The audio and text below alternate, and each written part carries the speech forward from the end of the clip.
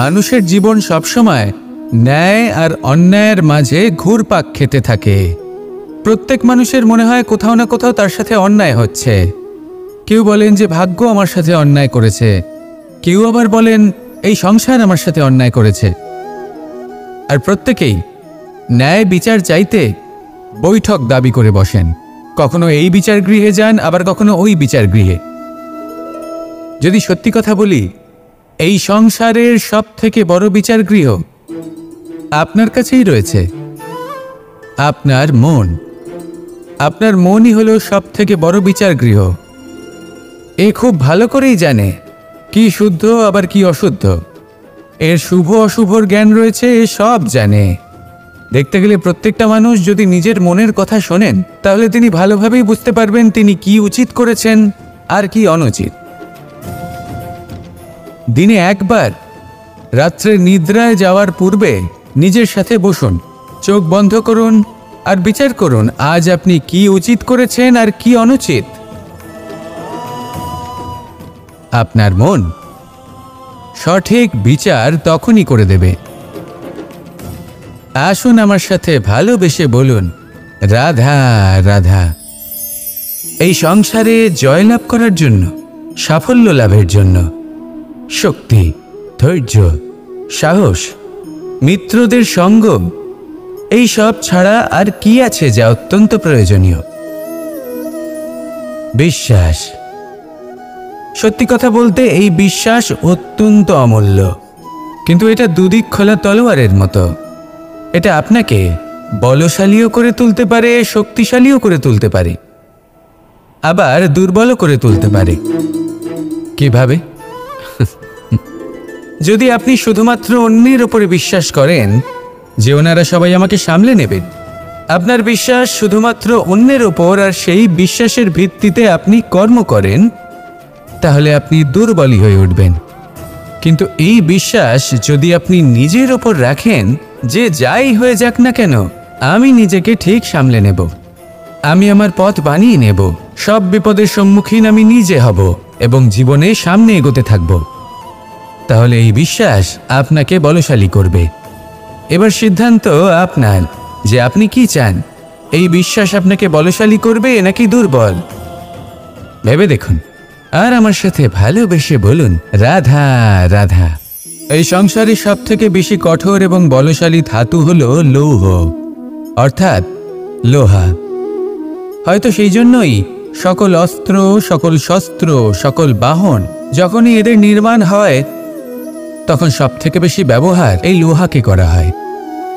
এবার এই লোহার একটা বিশেষ গুণ রয়েছে, সেটা এটাই যে লোহাকে আপনি অন্য কোনো ধাতু দিয়ে কাটতে পারবেন না।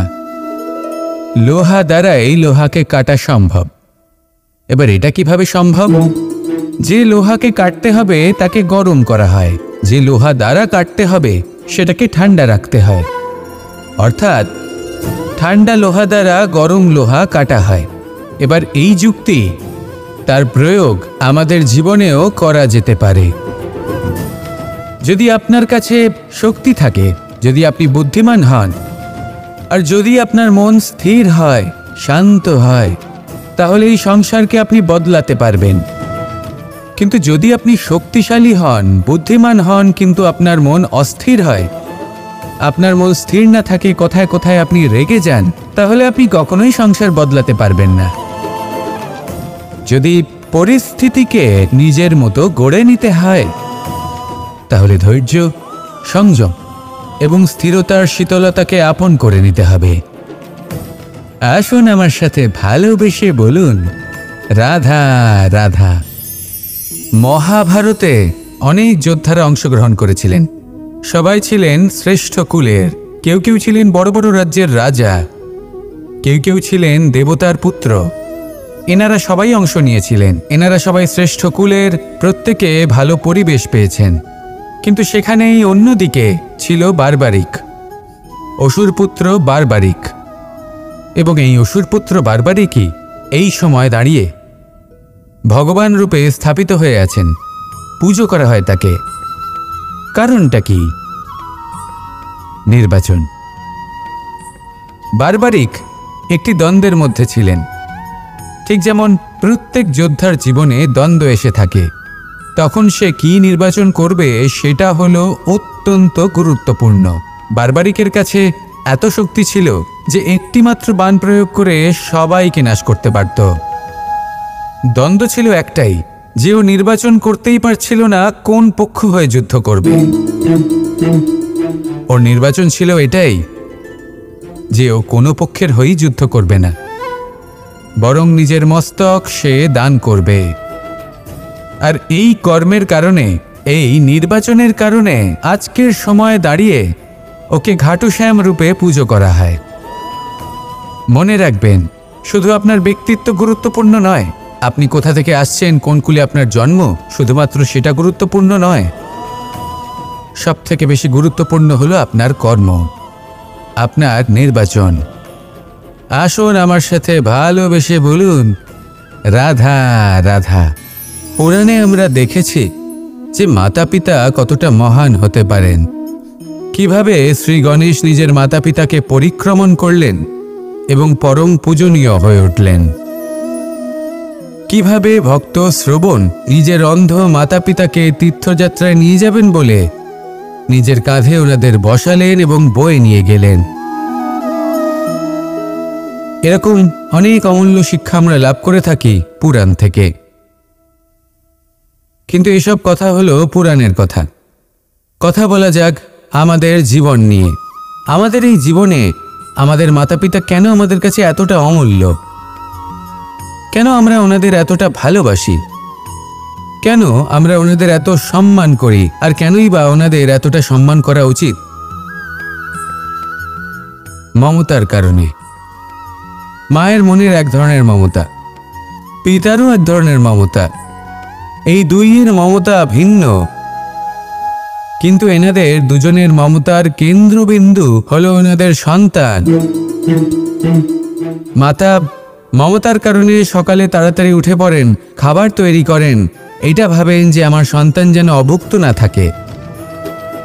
অন্যদিকে পিতা ইচ্ছে না থাকা সত্ত্বেও নিজের মমতাবোধের কারণে নিজের সন্তানের প্রতি কঠোর হন, তাকে জ্ঞান প্রদান করেন, শিক্ষা প্রদান করেন, কারণ উনি চান যে ওনার সন্তান যেন পরবর্তীতে উন্নতি করে, কখনো অভুক্ত না থাকে। এটাই হলো মমতা মাতা পিতার। আর এই মমতা সংসারের অন্য কোথাও আপনি পাবেন না। তাই সবসময় নিজের মাতা পিতাকে সম্মান করুন, ওনাদের ভালোবাসুন, যতটা ইচ্ছে ভালোবাসুন। আর এই ভালোবাসার সাথেই বলুন, রাধা রাধা। জীবনে যখন আমরা কোনো পরিস্থিতির সম্মুখীন হই, তখন আমাদের সামনে দুটো পথ থাকে। তাদের মধ্যে কোনো একটা নির্বাচন আমাদের করে নিতে হবে, এই মনে করে নিতে হবে। নির্বাচন এই সংসারের সবথেকে গুরুত্বপূর্ণ বিষয়। একটা নির্বাচন আপনার বর্তমান বদলে দিতে পারে, আপনার ভবিষ্যৎ বদলাতে পারে, আগামী প্রজন্মের জন্য ইতিহাস রচনা করতে পারে। একটা নির্বাচন।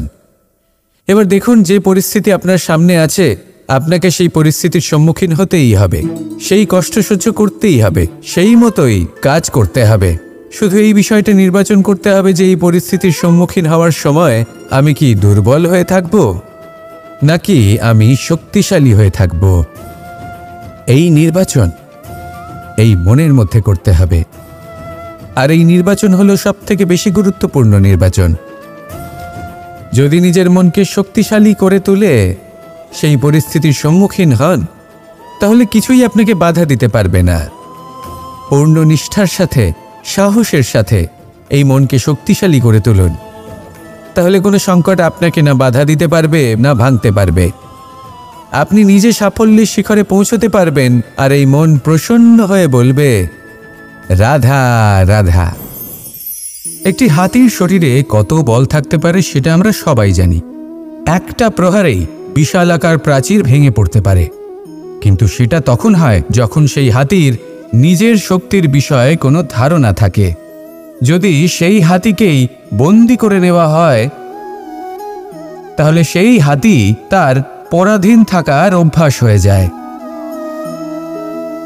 এই পরনির্ভরশীলতা আমাদের শরীরকে নয়, আমাদের মনকে বন্দি করে ফেলে। আর তার পরিণাম হলো এটাই যে আমাদের নিজেদের ওপর নিয়ন্ত্রণ থাকেই না। যদি নিজের উপর নিয়ন্ত্রণ না থাকে তাহলে নিজেদের প্রকৃত শক্তির সাথে আমরা কিভাবে পরিচিত হব? সেই জন্য এই সংসারের সবথেকে বড় আনন্দ হলো স্বাধীনতা। এই স্বতন্ত্রতাকে আনুন নিজের বিবেচনায়, নিজের চিন্তাভাবনায়, নিজের জীবনে। কারোর কথায় প্রভাবিত হবেন না। নিজের বিবেকবোধ জাগ্রত করুন এবং এগোতে থাকুন। যখন এই বিবেচনা স্বতন্ত্র হবে তাহলে এই মন জীবন স্বতন্ত্র হয়ে উঠবে, আর তখনই নিজের আসল শক্তি আপনার সামনে আসবে। আপনার সাহস, আপনার প্রতিভা আপনি জানতে পারবেন, তখনই জীবনে এগোতে পারবেন। তাহলে আসুন আর আমার সাথে ভালোবেসে বলুন, রাধা রাধা। প্রত্যেক মানুষ জীবনে সাফল্য কামনা করেন এবং তার জন্য নিরন্তর চেষ্টা করতে থাকেন। নানান ধরনের নীতি এবং পরিকল্পনা করেন, শুধু একটা বিষয় নিয়ে ভয়ভীত থাকেন, পরীক্ষার বিষয়। প্রত্যেক মানুষকে জীবনে পরীক্ষা দিতেই হয়, আর বিভিন্ন সময়ে পরীক্ষা দিতে হয়। এটাই হলো প্রকৃতির নিয়ম, আর সেটা আমরা বদলাতে পারবো না। এবার মানুষ ভাবে যে বারবার আমাকেই কেন পরখ করা হচ্ছে। তিনি ভীত হয়ে থাকেন, কারণ পরীক্ষার এই প্রক্রিয়া খুব একটা সহজ হয় না। এবার আমাকে একটা কথা বলুন, যদি আপনি সোনা বিক্রি করতে যান, তাহলে সেই সোনা যতই শুদ্ধ হোক না কেন, সামনে থাকা ব্যবসায়ী একবার অন্তত তাকে পরখ করে দেখে, তাই না? তবেই তো তার মূল্যটা জানা যায়।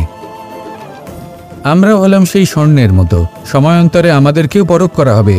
শুধু নিজেকে শ্রেষ্ঠ করে তুলুন, নিজেকে শুদ্ধ রাখুন। যদি শ্রেষ্ঠ এবং শুদ্ধ হন তাহলে আর পরীক্ষার ভয় থাকবে না। আপনার মূল্য যা থাকার সেটাই থাকবে। আসুন আমার সাথে ভালোবেসে বলুন, রাধা রাধা। জীবনে আপনি যদি এমন কিছু পেতে চান বা কিছু করতে চান যা আগে কেউ করেনি, তার জন্য কিসের প্রয়োজন? কেউ বলবে সংকল্পের প্রয়োজন। যদি দৃঢ় সংকল্প না থাকে তাহলে সমস্ত চেষ্টা বিফলে যাবে। কেউ বলবে সাহসের প্রয়োজন, কারণ যদি এমন কিছু করতে চান তাহলে অনেক বড় বড় বাধা সামনে আসতে পারে, তার সম্মুখীন হওয়ার জন্য সাহসের প্রয়োজন হয়। আর কেউ বলবে যে সংকল্প থাকুক বা সাহস, সব থেকে বেশি প্রয়োজন হলো অভিজ্ঞতাই। যদি অভিজ্ঞতা থাকে তাহলে বুঝতে পারবেন কোন কাজটা কিভাবে করা উচিত। আমি যদি সত্যি কথা বলি তাহলে বলবো এই তিনের সমন্বয় খুব প্রয়োজন: সংকল্প, সাহস এবং অভিজ্ঞতা। সংকল্প করুন যে আপনাকে ওই কাজটা করতে হবে, সামনে অগ্রসর হন, কর্ম করুন। আপনি যদি পরাজিত হয়ে যান তাহলে আপনি অভিজ্ঞতা অর্জন তো করবেনই, তারপর তার সাথেই সাহস জোগাতে হবে, আর মনে সাহস নিয়ে সামনে এগিয়ে যেতে হবে। এই সংসারে এমন কোনো কাজ নেই যে আপনি করতে পারবেন না। আসুন আমার সাথে ভালোবেসে বলুন, রাধা রাধা। আপনি কখনো কোনো পাথরের বুক চিরে বয়ে চলা কোনো নদী দেখেছেন? পাথর নদীর সামনে নত হয়ে যায়, তাকে বাধা দিতে চেষ্টা করে কিন্তু কখনো বাধা দিতে পারে না। এই নদী হলো ততটাই শক্তিশালী, কিন্তু এর আরম্ভ কোথা থেকে হয়? দূরে কোথাও কোনো পর্বতের চূড়াতে এক বিন্দু জল ঝরে পড়ে, আর তার সাথে হিম গলিয়ে দেয়। তারপর জলের শক্তি বৃদ্ধি পায়, তারপর অনেক বিপদের সম্মুখীন হয়, আর অনেক ধরনের বাধা সে অতিক্রম করে। তার শক্তির এতটাই বৃদ্ধি হয় যে তাকে বাধা দেওয়া একেবারেই অসম্ভব ব্যাপার হয়ে যায়। দেখুন, নদী তো মহান বটেই, কিন্তু তাকে মহান করে তুলেছে কে? সেই সকল বিপদ যার থেকে ও কখনো পালায়নি। সেইভাবেই আমাদেরও বিপদ থেকে পালিয়ে গেলে হবে না, তার সম্মুখীন হতে হবে সাহসের সাথে, পূর্ণ শক্তি প্রয়োগ করে। তবেই আমরা শিখতে পারবো, তবেই আমরা সামনে এগোতে পারবো। যদি আপনি জীবনে কুন্দন হয়ে উঠতে চান তাহলে জ্বলন সহ্য করতেই হবে। আসুন আমার সাথে ভালোবেসে বলুন, রাধা রাধা। অনেক মানুষ আমাকে এসে বলেন যে কানাই, তোমার কথাগুলি তো আর কি বা বলি, তোমার কথা কি থেকে কি করে ফেলতে পারে, অসম্ভবকে সম্ভব করে ফেলতে পারে। এত শক্তি তোমার কথাতেই রয়েছে, তো অন্য কিছু করার কোনো প্রয়োজনই কোথায়? এবার ওনারা এই কথাটা বুঝতে পারেন না যে জ্ঞান শুধুমাত্র শব্দের সমন্বয় মাত্র, কিন্তু এর অর্থ কি সেটা জানার জন্য অনুভব করা প্রয়োজনীয়, সেই পথে চলা প্রয়োজনীয়। এই অভিজ্ঞতাই আপনাকে অর্থ বুঝিয়ে দেবে। ঠিক যেমন তুমি কর্ম করতে থাকো, ফলের চিন্তা করো না। এটা শুধুই শব্দ। এর সারমর্মটা কি, এর অর্থ কি সেটা বোঝার জন্য সেই পথে আপনাকে অগ্রসর হতেই হবে, সেটা যাপন করতে হবে, কর্ম করতে হবে নিরন্তর। এটা ভাবলে হবে না যে আমি কি আমার কর্মের ফল আদৌ পাবো কিনা। তবেই আপনি এই কথার অর্থ বুঝতে পারবেন। কখনো ভেবে দেখবেন, আমাদের বাড়িতে যারা জ্যেষ্ঠ আছেন, বড় আছেন, আমরা তাদের পুজো করি, তাদের সেবা করি, আমরা তাদের চরণ স্পর্শ করি। কেন? কারণ ওনাদের কাছে আমাদের থেকে অনেক বেশি জীবনের অভিজ্ঞতা থাকে। জীবনে শুধুমাত্র জ্ঞান শোনাটা প্রয়োজনীয় নয়, তা বুঝতে পারা প্রয়োজনীয়। তা যদি যাপন করেন তবেই অভিজ্ঞতা হবে, তবেই প্রকৃত অর্থ বুঝতে পারবেন। তাহলে জ্ঞান শুধু শুনবেন না, বুঝুন, তাকে আচরণে আনুন এবং আমার সাথে ভালোবেসে বলুন, রাধা রাধা। একটা গরু যখন দুধ দেয় তখন তার একটা মূল্য থাকে। ওই দুধ থেকে যদি আপনি দই বানান তাহলে তার মূল্য বৃদ্ধি পায়। দই থেকে যদি মাখন বানিয়ে নেন তাহলে মূল্য আরও কিছুটা বেড়ে যায়। আর মাখন থেকে যদি ঘি বানিয়ে ফেলেন তাহলে মূল্য আরও অনেক বেশি বেড়ে যায়। কিন্তু এর কারণ কি? এরকম কেন হয়? কারণ হলো পরীক্ষা। দুধের মধ্যে যখন জোরন মেশানো হয় তখন দইয়ের টক ভাব চলে আসে, দুধের অস্তিত্ব বদলে যেতে শুরু করে। দুধকে নিজের অস্তিত্ব বদলে ফেলার দুঃখ সহ্য করতে হয়, তখনই তা দইতে পরিণত হয়, তখনই তার মূল্য বৃদ্ধি হয়। এই দইকে মন্থনের যাতনা সহ্য করতে হয়, তবেই সেই দই মাখনে রূপান্তরিত হয়, আর তারপর তার মূল্য বৃদ্ধি হয়। আর মাখন, এই মাখনকে আগুনের আঁচে তপ্ত হতে হয়, তবেই মাখন ঘিতে পরিণত হয়, আর তারপরেই এর মূল্য আরও অনেক বেড়ে যায়। মানুষের সাথেও এরকমই হয়। কর্ম করতে থাকুন, কর্মের পরীক্ষায় উত্তীর্ণ হতে থাকুন, আপনার মূল্য অবশ্যই বৃদ্ধি পাবে। তাহলে কর্ম করতে থাকুন, ফলের চিন্তা করবেন না, আর আমার সাথে ভালোবেসে বলুন, রাধা রাধা। যখন কঠোর রোদে আমাদের শরীর উত্তপ্ত হয়ে যায়, আমরা গরম অনুভব করি, তখনই যদি বর্ষা হয় আর বৃষ্টির জলের ফোঁটা আমাদের শরীরে এসে পড়ে তখন কেমন অনুভূতি হয়? বর্ষার এই জলের ফোঁটা যখন ধরিত্রীতে পড়ে তখন যে নাদ উৎপন্ন হয়, মনে হয় যেন এক সঙ্গীত, এমন এক সঙ্গীত যা স্থিরতার সাথে আমাদের বুঝিয়ে দেয় যে এই সূর্যের উত্তাপ, এই রোদ, তা চিরকালের জন্য থাকবে না। সূর্যের কিরণের যতই তেজ থাকুক, যখন বর্ষা আসবে এই রোদের কিরণকে শীতল করবে। সূর্যের তেজ যতই বেশি হোক না কেন, কখনো না কখনো কালো মেঘ আসবে আর সূর্যকে ঢেকে দেবে। অর্থাৎ এই প্রকৃতি আমাদের শিক্ষা দেয় যে কারোর প্রকাশ, যে কারোর মেধা চিরকাল টিকে থাকে না। এবার যদি কথা বলি অন্ধকারের বিষয়ে, তবে রাত্রির কালো অন্ধকারকে একটা জোনাকির আলো পরাজিত করে। অর্থাৎ অন্ধকারও চিরকালের জন্য বজায় থাকে না। এটা কি আমরা বুঝলাম? তবে আপনাদের দুটো সহজ প্রশ্ন করব।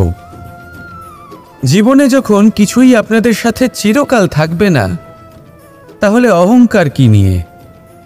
আর জীবনে যদি প্রত্যেক দুঃখ, বিপদ, সমস্যা একটা সময়ের পর আপনাকে ছেড়ে চলে যায়, তাহলে পরাজয় মানবেন কেন?